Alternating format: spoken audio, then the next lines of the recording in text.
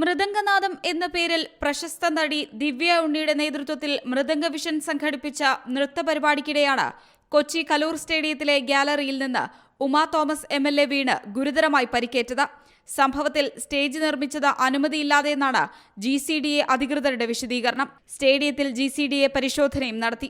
പരിപാടി നടത്താൻ സ്റ്റേഡിയം തുറന്നുകൊടുത്തെങ്കിലും വിളക്ക് കൊളുത്താൻ മാത്രം സ്റ്റേജ് ഉപയോഗിക്കുമെന്ന് സംഘാടകർ ഉറപ്പു നൽകിയതായി GCDA വ്യക്തമാക്കുന്നു. വിഷയത്തിൽ സമഗ്രമായ അന്വേഷണം നടത്താനാണ് GCDAയുടെ തീരുമാനം. എന്നാൽ സംഘാടകർക്കും പൊതുമരാമത്ത് വകുപ്പിനുമെതിരെയാണ് ഫയർഫോഴ്സിന്റെ പ്രാഥമിക റിപ്പോർട്ട്.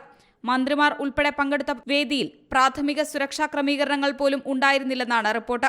ഒരു വരി കസേരയിടാനുള്ള സ്ഥലത്ത് 2 വരി കസേരയിട്ടുവെന്നും അപകട സമയത്ത് ആംബുലൻസുകൾ ഉണ്ടായിരുന്നെങ്കിലും രക്ഷാപ്രവർത്തകരോ ഡോക്ടർമാരോ ഉണ്ടായിരുന്നില്ലെന്നും റിപ്പോർട്ടിൽ ചൂണ്ടിക്കാട്ടുന്നു. ദുർബലമായ ക്യൂ ബാരിയേഴ്സ് ഉപയോഗിച്ചായിരുന്നു സ്റ്റേജിൽ കൈവരിയൊരുക്കിയത്. പുൽത്തകിടിയിൽ നടത്താൻ ഉദ്ദേശിച്ച പരിപാടി സ്റ്റേജിലേക്ക് മാറ്റിയ കാര്യം സുരക്ഷാ ഏജൻസികളെ അറിയിക്കാത്തതും വീഴ്ചയാണ്.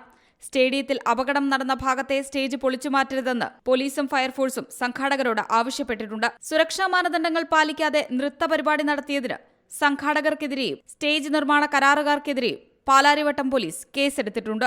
See Malayalam news, Kochi. പുതിയ വാർത്തകളും വിശേഷങ്ങളും ഇനി വിരൽ തുമ്പിൽ. എല്ലാ ഡിജിറ്റൽ പ്ലാറ്റ്ഫോമുകളിലും ഇപ്പോൾ സീ മലയാളം ന്യൂസ് ലഭ്യം.